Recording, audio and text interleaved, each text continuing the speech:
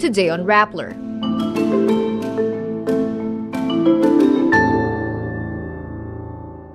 Vice President Sara Duterte says her father, Rodrigo Duterte, and her two brothers will be running for Senate seats in 2025. The Ombudsman upholds the preventive suspension of Bamban Mayor Alice Guo. The Filipino soldier injured by Chinese aggression tells the Senate how China blocked his medical evacuation. House Speaker Martin Romualdez tells the Chinese envoy to the Philippines relations between the two nations deteriorated under him. And China's lunar probe to the far side of the moon returns to Earth. Former President Rodrigo Duterte and his two sons, Paulo and Sebastian, will run for Senate seats in the 2025 elections. Vice President Sara Duterte announces this Tuesday, June 25, adding her youngest brother, Davao City Mayor Sebastian Duterte, is being prodded to seek the presidency in 2028. She also hints at her possible return as Davao Mayor. She recently resigned as Education Secretary and Vice Chairperson of the National Task Force to End Local Communist Armed Conflict last June 19. She says there has been no discussion of her resigning as Vice President. She says she is focusing on ensuring a smooth transition in the Education Department and has not seriously considered becoming an opposition leader yet. She adds she thinks she is still friends with President Bongbong Marcos. The Office of the Ombudsman upholds the preventive suspension of Bamban Mayor Alice Guo and two other officials. In an order dated June 18, made public only on Tuesday, June 25, Ombudsman Samuel Martires junks the motion for reconsideration filed by Guo, Bamban Business Permit and Licensing Officer Edwin Ocampo, and Bamban Municipal Legal Officer Aden Sigia. A preventive suspension is not a penalty, but a, quote, preventive measure to ensure that the accused will not use their position to influence witnesses or tamper with records. Meantime, Guo and 17 others are now under the Bureau of Immigration's Lookout Bulletin. An immigration lookout monitors a subject's attempt to leave the country. It is not a sufficient prohibition for departure from the Philippines. Guo and 13 others currently face a qualified trafficking complaint over alleged ties to the raided Pogo Interlock.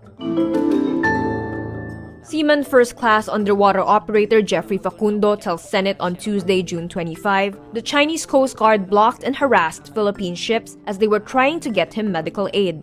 Fundo lost his right thumb on June 17 when the CCG rammed the Philippine Navy's rigid-hull inflatable boat at high speed and his thumb was hit by the bow of a Chinese vessel. The Philippine troops were on a resupply mission to the BRP Sierra Madre in Ayungin. Nag-attempt po kami ng medevac. Nung around 1 nautical mile na kami from Sierra Madre, binutas po ng Coast Guard yung rubber boat namin. June 17 was the closest the Chinese had gotten to the grounded warship and the first time Chinese personnel boarded Philippine vessels. House Speaker Martin Romualdez tells Chinese Ambassador to the Philippines Huang Xilian the relationship of the two nations, quote, deteriorated under his watch. This as the Chinese envoy nears the end of his tour in Manila.